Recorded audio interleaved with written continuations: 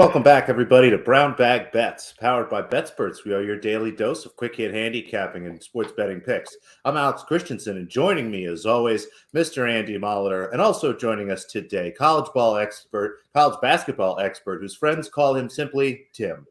Tim, you can find him on Twitter at thold42. He puts together an excellent college basketball sort of tournament March Madness preview book every single year. I assume you're doing that again, right, Tim? Yeah, that's I was finishing that up last night, went out this morning. So yeah, it's out there. Just the first comment in the chat. I'm about to send this guy $10. Good start. That is I'll take it. that is about a lot of people are, because it is pretty cheap. So yeah, Tim does put together a pretty good sheet. We have his Twitter handle there. That's a good way to find it. He puts together a nice little guide for the tournament. Those I rate it because there's so much going on, and I'm honestly focused on the NIT all day today because that's what I'm doing right now. Well, I don't really play the play-in games, and we don't have tournament games for 2 days. So NIT today, I actually put some plays in. It's been a while over on the BetSperts app, but yeah, Tim, what's shaking this tournament? How do you feel about the draw? How are you sitting on futures? You know, what are we looking at as far as this year? Are you excited in general? Oh yeah, this is my favorite time of the year. Yeah. Bread and butter. But yeah, sitting on a few futures. Arizona at 40-1, been sitting on that since the summer. So I like their draw, but we'll see what happens. Sitting on Kansas at 15-1 as well. And then placed a few bets this morning on some games, I think Thursday and Friday. So I think I only have still just sitting on the SDSU over. Like that's my only position so far. It's just like South Dakota State transition offense wrecking them, and then their defense not stopping anything. So 200-point game. I'm calling my shot now. This is like, remember the Bulls game, Noops, where I called the exact total? Yes. I don't think this might be a little tougher. A 200-point college game. Still, I think we can get to 170. That's not wild. So what do you play? What'd you play so far? Actually, you mentioned it. I bet South Dakota State money line and +2. Providence. I don't trust them. They're frauds. So hopefully you get all your points, but hopefully South Dakota State wins. So. Yeah, just 120 out of my Jackrabbits, so we don't have to worry about anything. No, that's a weird thing too. I've talked to somebody about this earlier in the week. Like, and again, you're following college basketball. Oh yeah, San Diego State over. No, somebody in the chat though. That's a whole different kind of team. That's not happening. That game's hitting 120. But, you follow this all year long, and the thing is, I'm seeing right now, and I'm guilty of this with other sports sometimes, but like college basketball experts coming out of the woodwork all of a sudden. People that didn't watch a game until after college football. And then I seen, and I hate to pick on Lunardi because he does a fine job with a lot of stuff, but like the video, it's like, hey, Lunardi puts out a video, Duke's run ends, or Coach K's career ends at Davidson second round. Like all this noise right now. And those, it's not clickbait, but they know what to put out there because everybody's fighting for the clicks right now. And like, I think that's the biggest thing I've had to really focus people on this time of year is like, there's so much noise right now. Everybody's saying this team's mushed. Everybody's saying this team is, a lock to move on. And then you got the big names like the ESPNs and whatnot putting out stuff like that just gonna tilt your mind and you don't need to head into the tournament with your face tilted off. Yeah, there's info everywhere, right? Everyone's, to your point, jumping in like football's over with. Everyone's looking for the next thing, right? So I was even watching the selection show on ESPN afterward. I had to turn it off.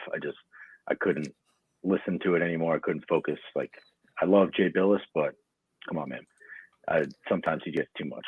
So there's information everywhere, so you can get it where you want. But yeah, we put some information together on our end to just. Hopefully it's all in one place and you can take it and do what you will with it.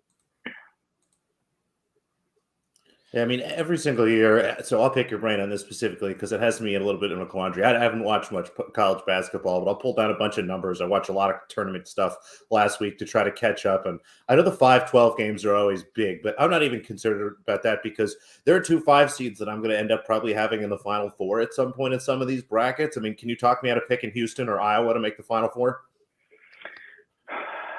Can't talk you out of Houston. No. Iowa could probably talk you out of. Please they're do. on the, yeah, they're on our, because they're on our NFW list. I got to look into it a little bit. Actually, they're not. They're a red flag team, but like, I just don't see it. I know they're probably a sexy pick, right? Because they just won the Big Ten tournament, and everyone, don't mean to bring it on you noobs here, but like everyone just watched Iowa win. So like, oh yeah, they got a good draw, right? They can go far. I wouldn't be surprised they lose this don't get to the Sweet 16. Yeah, I'm always looking for teams at this point of the year. Give me a team that can make its free throws, is decent from an offensive rebounding perspective, and is decent from three. And they kind of checked all those boxes there. But, they're pretty close to Kansas. I love fading Kansas. Just a lot of things working for me there. So thank you for talking me off the ledge. Just a touch. No problem. And an exercise I always go through here too, and it's kind of fucked because it doesn't work with, like, if you actually do this, the bracket looks stupid. But a team like Houston, I believe, in my mind, with my numbers and the people I trust and what I've read all year and what I've seen on the court, is tragically underseeded. So you take a team like Houston and you say, oh, this, it's kind of a low seed to be picking to go that far.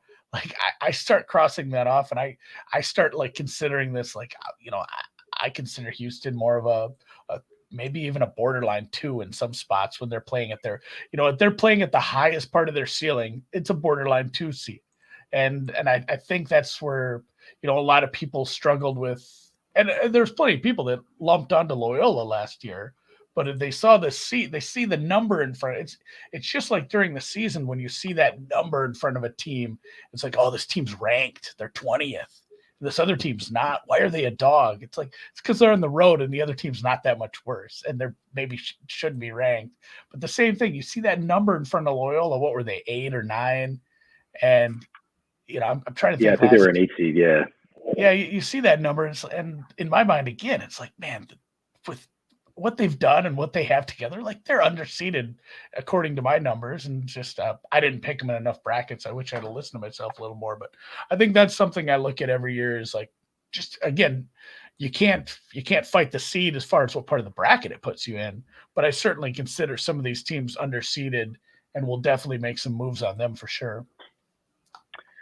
Yeah, to your point, like with the Colorado State, they're a 6 seed, right? And they're not even favored, right? So to your good point, like, they're 11 seeds favored by 2.5. So it's you can't get bogged down by just putting the higher seed through your bracket, but it's everyone's choice.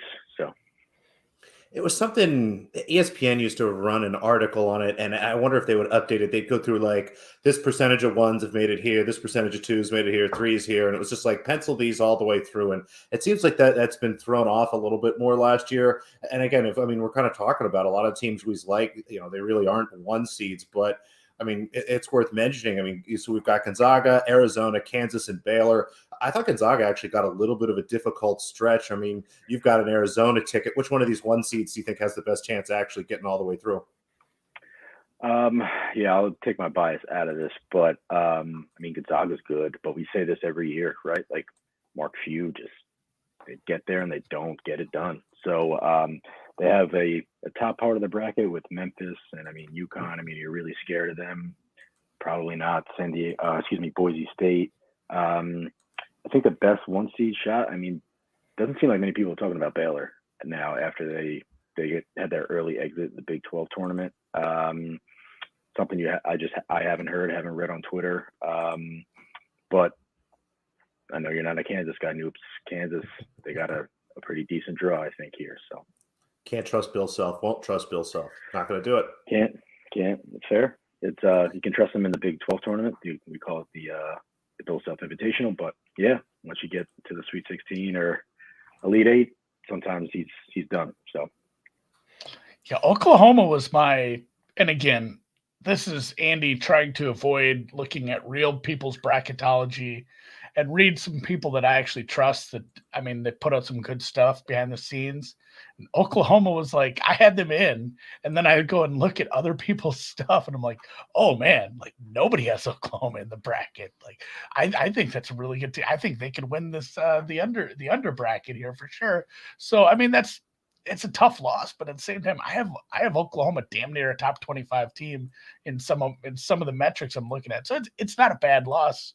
I mean, it sucks for a team that wants to win a national title, but and go look at Baylor's schedule. When you got to play Tech and Kansas twice, and even Texas, Oklahoma, some of these top teams. It's just like all these major conference squads where you look at the conference schedule. And I think your point to Iowa too is like the Big Ten's tough, but it's just like there's not that top 10, top 15 powerhouse. There's not 2 or 3 of them like you see in the Big 12. Like the Big 10 just grinds against each other all year, has a shitload of top 20, top 30 teams, and then they exit early. Where I'm kind of high on the Big 12 this year as far as moving on. Obviously, like, hey, no shit, Andy, they have 2 1 seeds. Like it's easy to say that, but I don't think they're a bad 1 seeds like we see sometimes from a Bill Self Not team undeserving. or God forsake people like, oh, Baylor, it's so hard to repeat. Well, it's hard to win the tournament in general. Like it's not hard to repeat. It's hard to win 6 games, man, for anyone. So I'm fine with moving Baylor on and deep into this. And I still have the biggest problem is Kentucky, right? Yeah. I mean, Kentucky has been the slight favorite, I think, to win this region. I know in the outrights they're slightly above. So, I mean, if it comes down to Kentucky, Baylor, I mean, are we comfortable with Baylor in that spot? I mean, I am, but it's also a little bit recency bias too. Like I was on Kentucky to win the SEC tournament, bet doubled down, bet them, and Tennessee got the best of them, right? So it's, I could see it, but I would probably be pretty confident in taking Baylor if it gets to that. Yeah, I'm looking at that bracket now too. And I mean, UCLA, I should never bet against UCLA ever again in my life. I think I was like 0-5 against them ATS last tournament. I bet against them in the play-in game. And that's how early I started losing money to the Bruins. But I don't see a hiccup that Baylor can't get past. So man, if Kentucky is upset, you end up with like a Purdue or Texas, Murray State, even VTech coming out of that bottom region, something wild.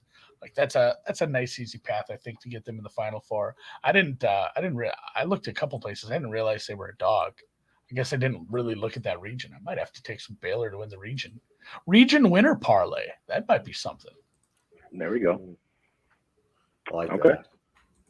I'm about it. Yeah, I mean North Carolina Marquette is like their next matchup. Like they don't scare me at all. I mean St. Mary's, you'd say the same thing every year. They're always in it. West Coast Conference, nobody watches them, but then they'll get to the Sweet 16 and who knows, right? So lose to Gonzaga again.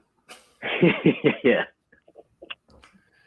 Yeah, I have a hard time rating some of those teams, like the San Frans and the Gales. I think San Francisco honestly might be better than St. Mary's. It's really hard to tell because of the conference they play. Like, yeah, you go get your shit pushed in by Gonzaga a couple times, or in St. Mary's case, they give you a gift by playing them the last week and having everything locked up already. And and then you play all these other teams. Like, how do you judge the games against Pepperdine that nobody watches, and Pacific? And I'm trying to name other. I'm at Portland Pilots. I feel like they're out there, so I do have trouble with those West. Like that's those sayings, those mantras about nobody sees this team. Like it's kind of true. Like there are plenty, and but it's not always just like, oh, nobody's seen this team. They're way better than you think. Sometimes it's just nobody's seen this team, so we don't know what the hell to think. Yeah, I had a buddy text me. He goes, "Why is San Fran in the tournament?" I was like, "Well, you clearly don't watch or follow college basketball, big football guy, but then are they favored in their first matchup, right? Or slight? They might be dogs. I think it's -1." That was a real close line. I want to say they were like a 1-point favorite to Murray, 1.5. Yeah, so it's to your point, we're here on the East Coast. If you're not up watching late college basketball, you're not going to see these West Coast teams. So. Especially when the whole world just wants to see Murray State, Kentucky, people are forgetting like Kentucky's going to win their game. more than likely. Although St. Peter's has been a real pain in the ass for MAC teams this year. I almost did the MAC thing, Dan, again, where there's two A's, but it's a whole different beast playing against the Wildcats here. So I think Kentucky gets through, but yeah, Murray State, there's no guarantees. That's a very closely lined game, and the Dons have been good this year. That's gonna be a fun game. I think it's that Friday night, Murray State, San Fran. Yeah, I think it is on Friday. I know. I start doing this where I fire away on some games, and then I realize, like, man, I bet all Friday games or so. I've done that a couple times. It's like, I'm not even sure I bet any Thursday games. And then you got to add to the card if you're going to do that. So, you know me, though, I'm just going to bet all those underdog money lines. That was a good one, too. If you are signing up for like a new book, if you have new bonuses, obviously the FanDuel thing up in there in the corner, guys, like this is a good time to use those. Like I wrote an article about that last year, using a free bet. You should be using it on a big underdog because of the way that the EV works on that. There's some math involved in the article, but I wrote down, here's a bunch that you could bet on. And I'm like, you can even do Oral Roberts at this price if you want it. And Christ, I hope somebody did that, because every year there's going to be some big numbers. So maybe that's a good one to close with. And, don't give away the farm on what's in your sheet, but what do you got some, that's what people want. People want a sneaky underdog, Tim. What do we got? Yeah. I mean, I wouldn't be shocked if Yale beats Purdue in the first round. Yeah, that's to your point. That's just not going to be a sexy pick there. I think Purdue's favored by like 15. But we've seen crazier things happen. I like Colgate. That's not as much of a sexy pick. People seem to be on them, but that's the other bet I made earlier. Colgate plus 7.5. Sprinkle some money line too. They play in Wisconsin, but I don't know. We'll see. Yeah, I was gonna say, what point total do you think Colgate needs to get to cover that number? Like 61? I was gonna say like 65, 66. And that's, if they're cold shooting, then it's done. Like but if they come out hot with threes early and are up early, then I think they can get to 66 pretty easily. Yeah, that's one I'd seen some people talking about that in one of the chats, and I had that kind of highlighted already as well. Just like, hey, Wisconsin, slow it down a little and then face a team that shoots a three really hot. Like, see how that goes when you play a few fewer possessions than like the average. They're not snail slow like some people portray them, but they're below average as far as possessions per game. So throw a bunch of possessions out, then throw in some mid-major that I mean they're like top 10 in the nation 3-point shooting. That's recipe for disaster for Big Ten. It's funny you picked against the Big Ten in both, but like the Purdue one too, it's the same thing. Like we've seen that all year where you have a game. It's like if you're not even watching the Purdue game, you can tell like what's going on. You can tell who's winning by how much people are pissed at Ivy or lauding him. Like either people are so excited about Ivy, like look what he's doing, or like Ivy is lost right now. He can't make a free throw. He can't get anything done. And then you know what the Purdue score is. So like a team like that who goes the way that their star goes, like those are always upset laden teams for sure. Yeah, absolutely. I don't think only other one that maybe stood out was Vermont. Not as big of a dog, but they get Arkansas. I don't love Arkansas, so Vermont plus 5, Vermont on the money line. That could be a good look too. Yeah, I looked at that. That's another one too to kind of close. Is Vermont's a tough one to judge for me. They're very good. They beat the piss out of Dan Ivy versus Ivy League. I like that. Wow, no one said that already. But I mean, Vermont is kind of like South Dakota State, super light. Like, hey, you played in a weak conference, beat the piss out of everybody. How good are you? Nobody knows because you played UMBC and Hartford all year. Like this might be a really good team, and we're just not sure because of the level of competition. So, all right, Tim. Well, thanks for hopping on with us, talking some b-ball again. Twitter handle is on the screen, but I know some people listen to this as a podcast at thold. That's just HOLD 42. Yep. You can find him. He has his sheet. Again, that's just what is it? Yeah, $10. a big tournament guide. Gets you all your info so you can bet the tournament this year. Yeah, guys, appreciate you having me. I'll be listening, and thank you. Yeah, good luck. Hope you win some brackets, win some bets, and we'll catch you later, Tim. Thanks, man. Thanks. I like it. Got some nice big upset numbers. I like a nice juicy money line there. We'll see. I mean, Colgate, as I saw in the chat, Wisconsin's basically a home game for them, but that cuts both ways. And I mean, another tradition of March Madness, fading the Big Ten. I know, and even though I said like, hey, avoid the noise, don't listen to it, don't let the biases get in your head. Like, a little part of me is like, man, everybody kind of likes the same underdogs as me. And then you get in your head like, oh no, they're mush, they're public underdogs, they can't win. But again, think about last year. The whole world was betting on Ohio over. I think that was Purdue again. The whole world was betting on Ohio the first round. The whole world took Abilene Christian. And I mean, those teams, those were easy peasy outright upsets. So it's not always like, oh, everybody, it's a public dog, it has fleas. Like, I feel like that stuff's probably 500 long term if you're worried about everybody being on an underdog with you. And honestly, if it's 500, those are big prices. So I'd take that all day. That's again this afternoon. I continue to dig through, and I'm glad he talked to me a little bit about Iowa. Again, I always just look for teams. Give me a team that makes its threes, makes its free throws, and I like teams that are good offensive rebounding teams. That's how you get your upsets. Basically, grab a couple extra possessions, make your shots, and some of these teams. That's what I was looking at as I was figuring out Houston. I didn't realize Houston was such a bad free throw shooting team. Don't love that. Yeah. That's kind of every team has a little bit of a bugaboo. That is definitely theirs. For me, just real quick today, before we get to some NBA picks, we'll close with some picks like we do.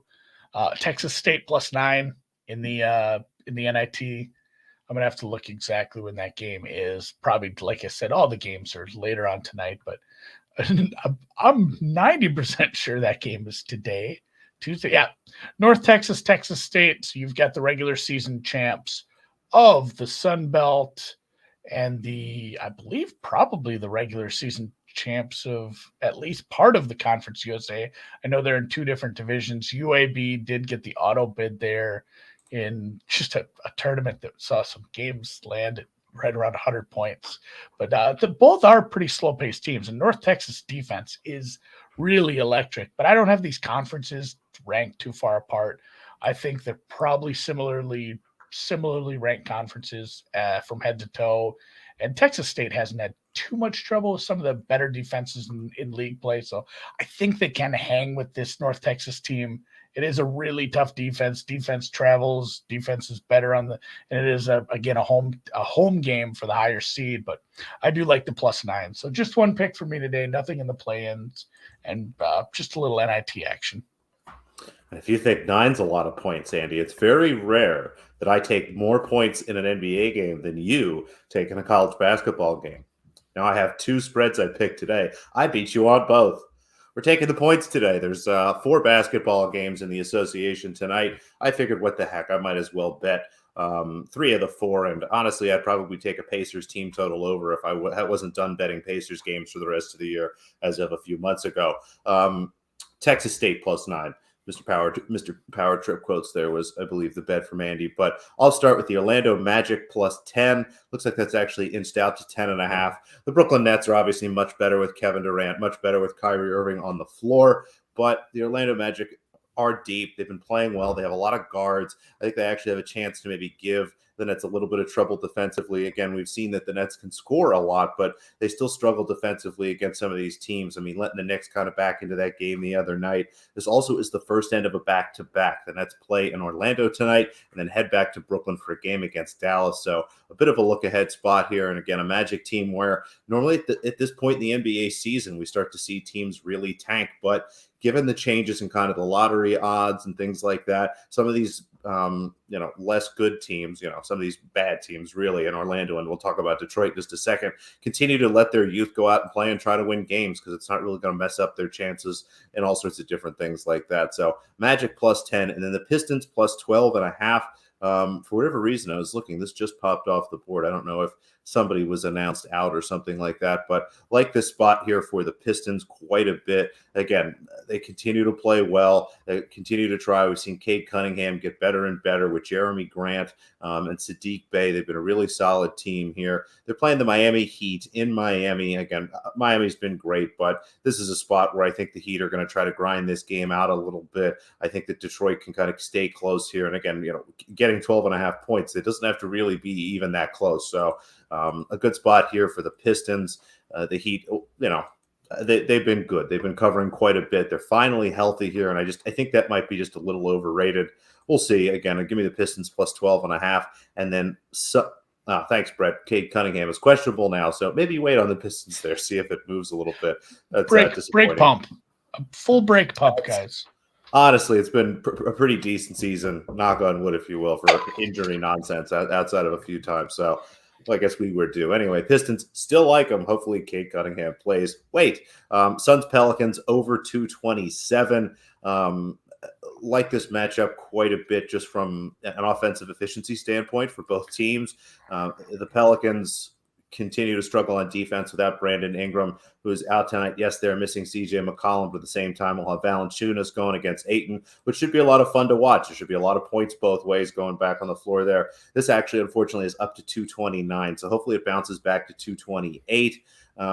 Again, I think the pace will be high. The Pelicans games have been really high scoring without Ingram and a couple of those other solid defenders they have. And the Suns continue to just put up points on the road, whether they have Chris Paul or not here, as they continue to just kind of blitz through the season. So Suns Pelicans over 228 or better. Hopefully that bounces back down. It would be nice. So I'm pumping I'll just play the Magic. I don't like any of this other nonsense right now. We'll just take it easy on the rest of life. How about we'll close it out with some tennis picks? I didn't have a lot of I just had the one pick, I guess, but you can help fill the gap here because I'll have plenty as we go through the tournament. And we are in the golf today. The round, I believe we're in the round of 16.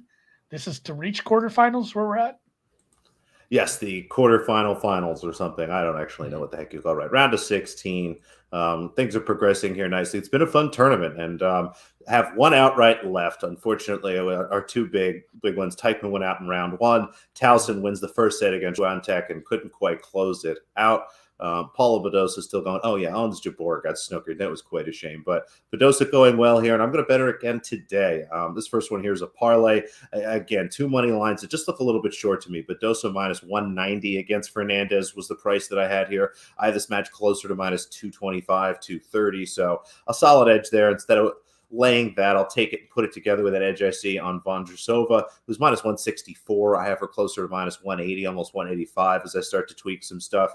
Kudermetova playing well, but really getting the benefit of some down matches from Osaka and Buzkova, who's playing well and just kind of suddenly end up having to leave the match. It's been kind of funky for her. So put those together, I get plus 140 again. Happy to do that instead of trying to, lay the juice on both of them there. And then an over, Harriet Dart, Madison Keys. Harriet Dart continues to play very well. She's knocked off a couple players as a big underdog, 3-1 or better. Kudos to people who've been betting her. I believe Brett has been doing a good job of that, and kudos to him and anyone else. But this looks like it's going to be a long match here. And I actually was able to sell this out to 21. I'm seeing 20 and a halves.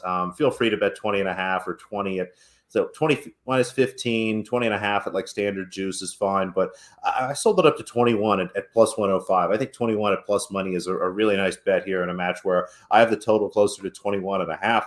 Madison Keys matches a little bit longer than people have given him credit for. Dart, I can't remember if she beat her already this year, but pushed her pretty far in a match earlier this year when Madison Keys, again, was kind of blitzing through a tournament at that point. So happy to take it over here again. Found 21 at plus money. Play 28 and a half at standard juice or 20 at, minus 15, minus 120 or better. I'm sad about Teichmann still. I know. It's just I had a good feeling about her. Had a good feeling. So it's 100-1, and I thought we'd get one of them at least this far. I thought Teichmann or Towson would still be here, and I'd be talking about hedging against like a minus 400 favorite or something. No, at least somebody in this round to like give you a little get the juices flowing. So either way, thanks you guys for joining in. Thanks to the chat, as always, for some lively conversation. I'm excited for all your brackets. I'm excited for all your brackets. Thanks to Tim for stopping on. Thanks for producer Dan for putting together the StreamYard. Alex and I are delighted to be here, and we'll be back here tomorrow, and we'll play us out. Oh, shoot, it's Champions League.